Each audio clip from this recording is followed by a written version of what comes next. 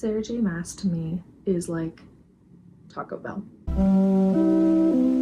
I know that when I go into a Taco Bell, I'm going to get a trashy meal. I may have fun, I may like some parts of it, but my tummy will hurt. I admit some people love Taco Bell. Some people, it's their go-to fast food place. It is their go-to, I'm going there no matter what. Not for me. I go there when I want it and when I know I'm there for a trashy time and not a long time. I have, I would say, a blood feud with Sarah J Maas. This blood feud started in about 2017. At the time, her more popular book series on BookTube was Throne of Glass. And so at that point, I was just a single girl working one job. I had got Throne of Glass and I read it and I liked it. I liked it enough to read the second one and to read the third one, and that is where something changes molecularly. Something in my brain chemistry just went, oh, after I read Arrow Fire. Things that I wasn't vibing with when it came to Throne of Glass were the protagonist. The thing about Selena that I just could not vibe with is once I get, she's like, I will kill you. I will kill you. I'm an assassin. And the next thing, it's like, he. I love chocolate. I love romance novels. I'm not your typical girl because I can stand up for myself. I will kill you. I am the chosen one. Ha, kiss me. I just was very disappointed by that. And maybe that's something that was intentional of the character and she was supposed to grow. By the time I got to book 3, I stopped caring, so I'll never know. They changed her love interest literally within every book that I had read. I read the first 3 books and her love interest changed every time. In book 1, she's making out with Dorian. In book 2, she's making out with Kale. In book 3, spoilers, because I knew this, she was making big old love eyes at the Fae man, the fairy man, the tan man. I think basically it's just Resand, but oh my gosh, his name begins with an R too. I see you, Sarah. I know what you are. I know what you are, Sarah. I did find that the side characters were more enjoyable. I enjoyed Dorian. I enjoyed Kale. I still own Tower of Dawn. That's foreshadowing for later. I still only own Tower of Dawn because I did enjoy Kale. I think a part of me just wants to continue it just so I can see the rest of his character arc, and I genuinely mean it. I really only care. At that point, I just stopped it. In 2018, I had completely gotten rid of every Sarah J Maas book. So I had gone ahead and bought up till Queen of Shadows, and I bought the first ACOTAR book in 2018. I just was like, I'm never gonna read her again, and I proceeded never to think about her again. And there's still more videos, so you know that that is a lie. Flash forward, I've graduated college. So it's 2022 now. I'm getting my first job with my degree. One of my first work friends, we started talking about books and shows, and instantly she's like, have you read A Court of Thorns and Roses? I was aware that it had a resurgence in popularity on TikTok. And at this point, I thought like the series was over. I thought the series was genuinely over.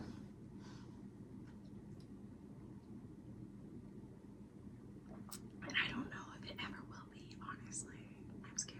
And then I had actually, fun fact, had met one of the voice actors in the audiobook randomly at a convention. So I was like, okay,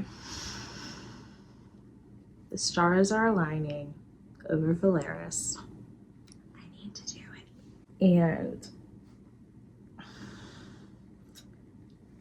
I have a lot of feelings because I feel like that was the start of my mental decline and the curse upon my 2024. I do want to give the caveat of I believe this. I only got through this series because I went through the graphic audiobooks and they are great. Having such a high budget audiobook where there's actors and sound effects and music, I think really lent itself to the cheesiness of the book. Because that is what Sarah J Maas is. It is cheesy, and I understand why people gravitate toward it and like it. My main beef is with people, or not with people, love the girls. I'm here for supporting women's rights and wrongs. It has everything to do with the idea that this is high literature and high fantasy. No. People are allowed to argue with me about it, and maybe I am wrong. I'm allowed to be, but that is my hot take. Going into it, I had a vague awareness of the characters when I had started going through the books. It's not like I went into it not knowing anything. I was very aware that the first book is a retelling of Beauty and the Beast, but in this like fae fantasy setting. And then it becomes something else. I feel like that is the best way to describe a lot of feelings about these books. I spent so long not starting it because I knew that I'd have these feelings about it, because they are very similar feelings I had reading Throne of Glass. I can see the improvement since she's written Throne of Glass, but I'm not saying it's better. I'm going to be spending a lot of time talking about A Court of Thorns and Roses because this is where the main chunk of my evidence for my blood feud comes from, and why I harbor such feelings towards Sarah J Maas. There is this connection of how Sarah likes to start her series. She likes to start her series establishing the main female character, and spends a lot of time doing that, and spends a lot of time being like, this is what the world is. It's a castle in a fantasy land, and it's kind of weird. The world is really ambiguous, but our main character doesn't care because she's too busy kissing somebody else or thinking about kissing somebody else. But don't be afraid, she kicks ass. She has hobbies. She's strong. And in the second book, she's like, psych, you thought the world was just a castle? Guess what? It is bigger than that castle. We have bigger problems to deal with. And people die. People die. And that's what I'm like, okay, where did this come from? Because I'm totally fine if you want to make a switch that's just like, yo, oh my god, the world is bigger than you thought it was. Holy shit. You can see how much planning she put in this series by glancing at the map. What she puts in this book is a map of Prithian. But the thing about fantasy maps is that most of the time they are not places I could recognize on my map. Sarah, you are not slick. You just reprinted fucking England. That is England. That is England and Ireland. You stuck your big bad in Ireland. Do you know what you just subconsciously did? It's so, oh my gosh. And then already I thought maybe the courts would be more spread out. Like they'd have all this land, you know, they're like these super powerful beings and places. I thought they'd be more spread out, and they'd have all this, like, no, they're fucking stacked one on top of the other. In England, the way that it's set out, they have the border between the human realm and the fairy realm on that island. In like the bottom part of Wales. Who would live there? If I was a human, I would get off the fucking island. I would go to the continent, which is called the continent. Am I to presume that it's Pangea? Am I to presume that it's Pangea? Okay, here's the thing. Other fantasy maps, they have islands off their continents too. But they don't look like fucking England. I'm moving on because that map aggravates me, and it's such a preamble to how much thought she puts into her works. That is just what it says to me. Unless like there is a good reason for it, I don't know if I want to know, and that's just a lot. I'm really not saying this as somebody who wants to see girls who like this book lose their enjoyment. That is not the point of this. I have a lot of feelings about it, and I just want to share them with somebody just to get it out. And I'm not expecting anybody to agree or to disagree. I'm just being like, hey, there it is, enjoy it. I really should reread. I should reread one of these books to further emphasize my points and so I can have evidence, but I don't want to do that. So instead, I'm pulling up my Instagram reviews. I read ACOTAR for the first time in March of 2023. It should not take 300 pages for stuff to happen and for me to care. Sarah J. Maas's writing leaves nothing to the imagination, as in she lets her audience be baby-fed information, and if I keep typing I'm gonna lower my rating. It really is a very slow book because it's so different than what I think ACOTAR is today. It is so tonally different. I will say one thing that greatly enhanced my reading experience is that I changed the lore of the books. I made up my own lore. Feyre is the youngest. However, this is what I did.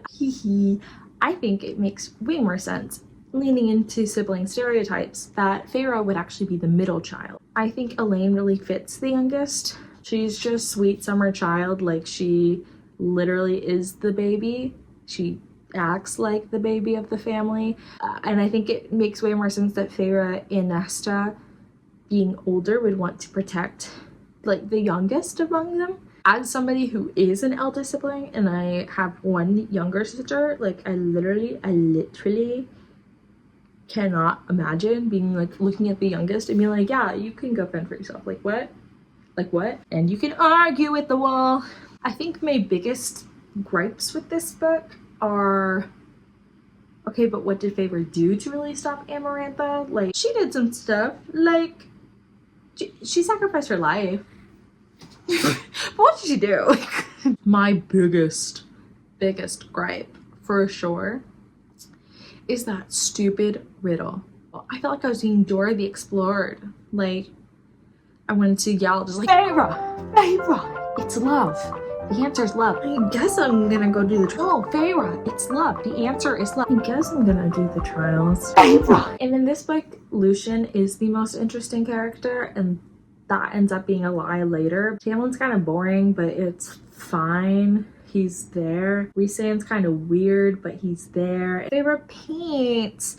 Guys, Feyre is painting. Oh my gosh. Moving on to A Court of Mist and Fury. My Instagram review, I have 2.5 stars, and I say the memes for this one are too good.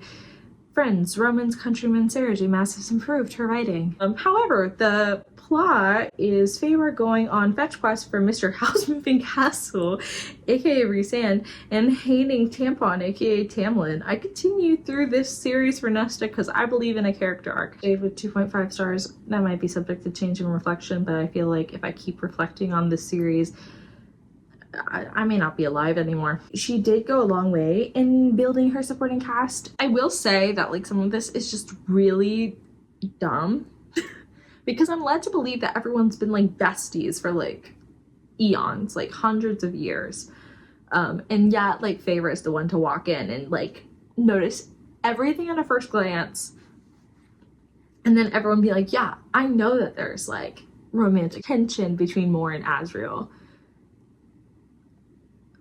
Okay, we all know, why isn't it resolved? It's been hundreds of years.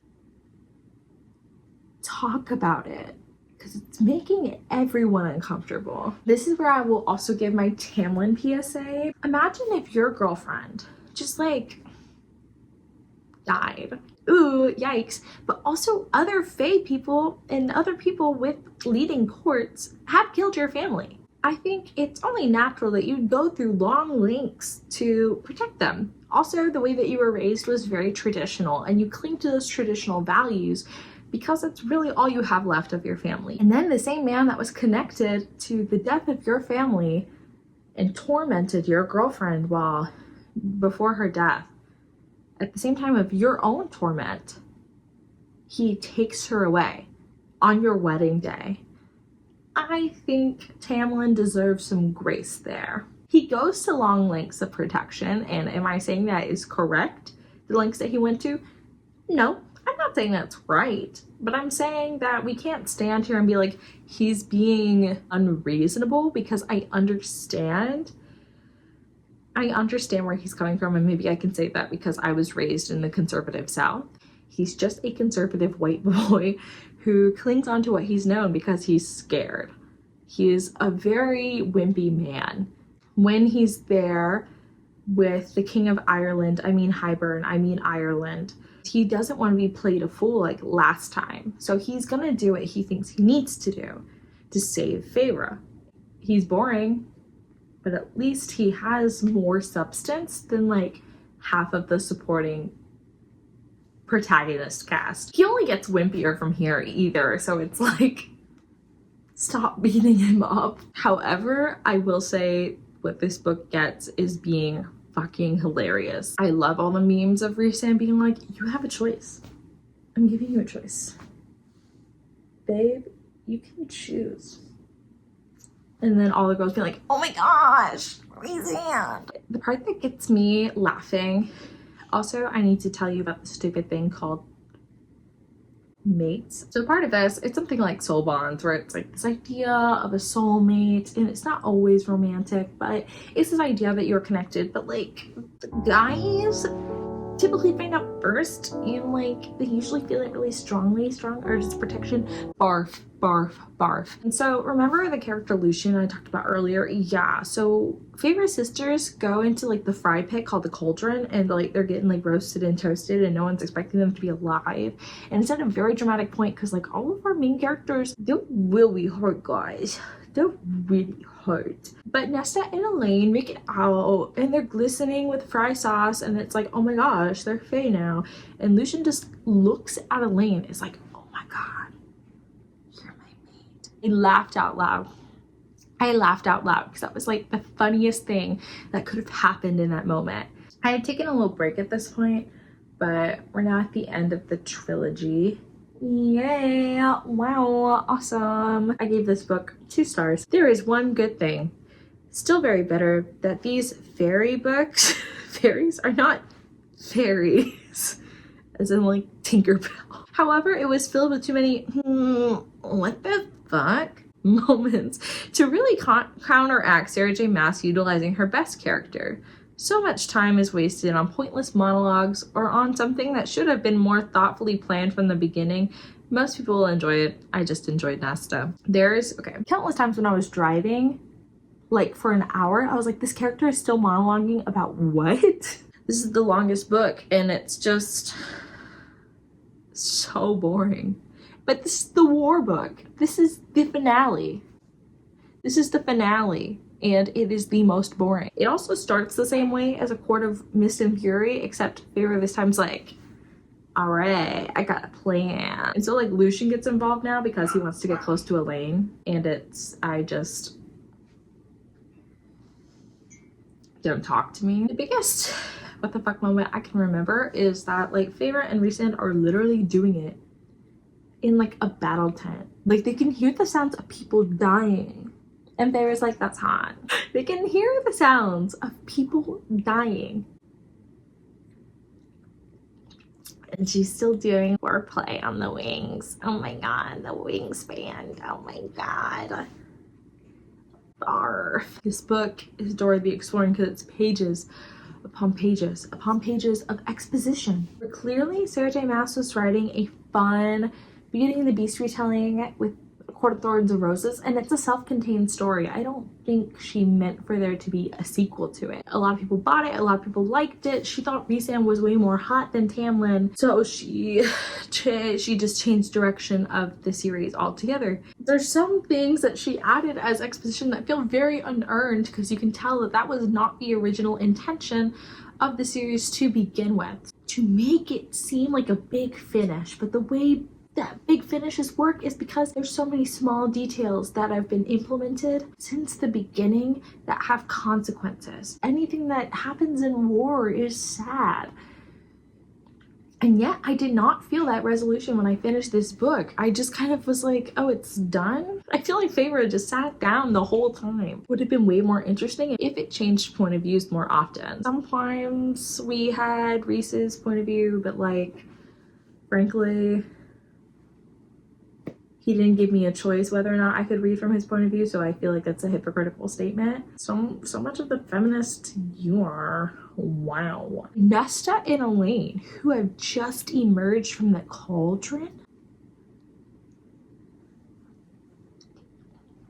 That would have been so interesting, just to see what the damage was to them, to see how they saw everyone for the first time in their new eyes and body. I'm not complaining though. I got to see Nesta chop off the King of Ireland, Ireland's head. And so I'm not mad about that. More of her chopping off heads. I think Nesta is the most interesting character in the series because she's a bitch. And understanding her is so well earned and interesting, and why I think A Court of Silver Flames works better for me, because Sarah's characters I feel like are typically very shallow and two-toned for me, but I feel like Tamlin and Nesta are truly the exceptions to that. I'm gonna talk about one more book. I'm not talking about Silver Flames. I'm talking about the true reason why I have this blood feud. Some exposition. I was having a conversation with my hashtag roommate Randy about my DNF system. I have a strong DNF rule that has been reacted to before on the internet. If I'm not invested by the first 50 to 100 pages, then I DNF. Okay, Abby. Average, I don't get lower than 3 or 2 stars until I looked at what my review was for A Court of Frost and Starlight. Tamlin is a weak conservative man that everyone needs to stop antagonizing. Rhys needs to stop being like, I don't know, but he's doing too much in this book. I did not ask for fairy lore on periods and contraceptives. Why did that have to become relevant before, I don't know, anything else about this fantasy world? What could I have been reading instead? And that really summarizes my present feelings about this book. And the other books, I have some form of like laughing what the fuckness about it because it's cheesy. It's Taco Bell. This was the shortest one. And oh my god, is it bad? I recognize that maybe this book was not for fans like me. This felt like something I could have easily read on AO3. It did not have to be as long as it was, even though it was only like 200 to 300 pages. This is the reason why I have my blood feud, because it makes me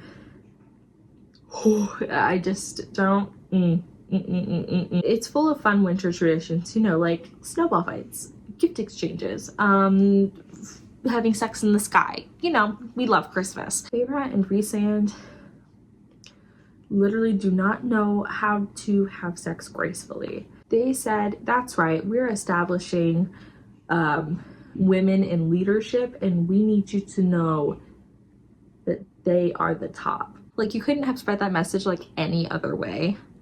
Any other way? No? Okay. Thank you. We start the book learning about fairy periods as well. And how it's like they have them infrequently, but they are more painful. They have them less times a year, but they are more painful. Kill me. I hate that I remember that. But it's the winter solstice, and you know what? Oh my god, Feyre's birthday is also on the winter solstice. We have to do something for Feyre, but Feyre is feeling really bad after the war and really wants to do something to help people. So maybe as somebody who was, I don't know, the breadwinner of her family, the person who had to grow up, who went from wealth and splendor to having to like fight to survive, maybe she would think of some good programs to, you know, help the less fortunate and such. Oh, that's right. Feyre's personality is being a boss-ass bitch in painting. She's gonna teach some painting classes. Oh my god, she is so thoughtful. She is so thoughtful to teach some painting classes. This book begins Nesta's slut era, which they instantly are very concerned about and kind of slut shame a little bit, because it's not like, you know, Moore was also known for going in dancing and flirting with several people when everyone knew that Asriel was into her, and they just kind of went like, aw, why would you do that? Poor Asriel. Instead of being concerned about Moore. So I think they just hate seeing a girl win. I think they just hate seeing a girl boss who, you know, saw her dad die and killed the King of Hybern and is literally so Queen Slay, they just have to take her down. Remember that guy who I said was the most interesting character at the beginning of the series? Well, yeah, he's a little wimp now. He decides that he's going to spend Christmas with Tampon and that he's going back and forth, and basically it's important to know because Lucian just needs to go somewhere where people stop bullying him. We have multiple point of views in this book for some reason, and Rhysand is like, I'm gonna get something for Feyre, but first let me go bully her ex-fiance, because I am a feminist and I give her choices, but I also need him to know that he didn't deserve her. He's a piece of shit and she's mine, because that is what respecting women looks like. I cannot emphasize this enough. Tamlin lost. If he wasn't a wimpy white boy earlier, he is a wimpy white boy now. So I have no idea why Rhysand thinks it's a smart idea to go antagonize this man now. I get it, kick him while he's down, I guess, but like, no, just stop it, please. Oh, and then by the end, they all exchange gifts, and like, Rhysand gives her like a star named after her or something like that, and she gives him like a sexy painting, and then they have sexy times. And this is where they give the exposition on fairy contraceptives.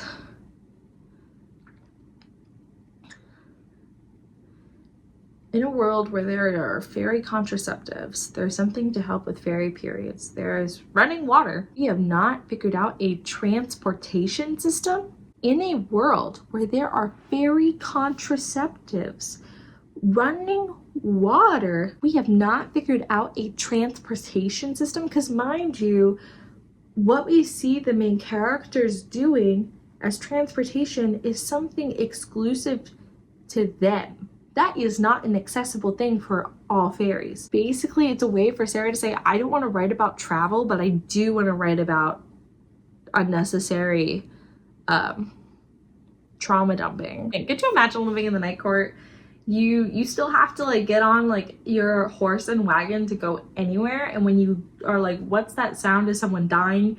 You look up and it's your High Lord and Lady just doing it. Oh my god, what if his cup falls out of the sky? Oh my gosh, I didn't think about that. Could you imagine? I want to cry. Could you imagine thinking that was like a bird shit? This book has left me traumatized. I didn't need to know any of the information that was given to me. The only important bits where Nesta is breaking down and Lucian wants to not be bullied. That is really the only important information you get out of this book. Also, I'm not going to talk about Silver Flames right now, and that one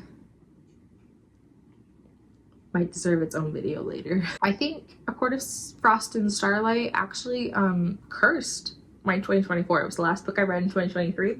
And I've had a rough beginning of the year, and I think it cursed me. I say all of this, and I know that if there was a third ACOTAR book, I would read it.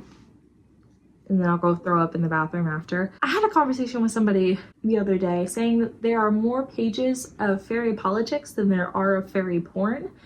And to that, I say, that may be true, but have you considered which one has the better quality? And then you'll understand why people just say ACOTAR is fairy porn. Anything that I already have said about how Sarah J Maas writes would just be more repetitive when putting it into her longest book, which is Silver Flames, because it's the same idea. It's like it's a green screen to watching glorified elves fuck, except it's through the lens of Nesta, so it's a little bit more bearable and a little bit more interesting. But Rhysand is still intolerable. I find him more intolerable in that book than he was in Frost and Starlight. Sarah J Maas had a lot of good ideas in Silver Flames, but it just felt very drawn out.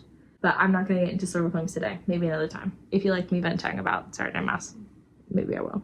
If there was another ACOTAR book, would I read it? Yeah, I would read it. I have a fun time.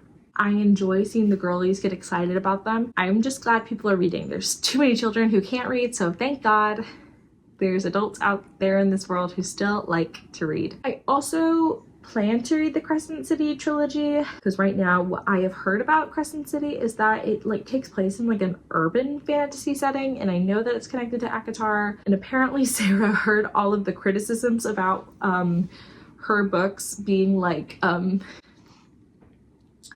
not having great world building, so she spends apparently a ton of time in the first book trying to build the world, and like I'm curious to see how it's all connected. At least this woman has been in a lot of controversy. I don't condone or support all the things that she has done, and so I just find that her books are for the girls, but like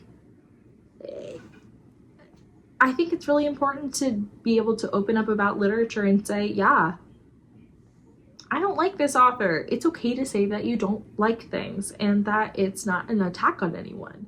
You put art into the world, what makes it art is that it is shared. So if Sarah J. Maas is creating art, she needs to open up and be okay with that. Discussions will happen. I'm making these assumptions based off of what I see. And there's also some actions that she's done that aren't my favorite, but I also don't know her. I just know that Sam never gave me a choice. If you enjoyed listening to me scream about Sarah J. Maas for like an hour or less, I don't know how long this is gonna end up being. If you enjoyed it, make a comment. If there's other authors or series that you would like me to check out or talk about, leave a message down below. But if not, I'm a bee, not Abby. So I'm gonna buzz away. Bye-bye.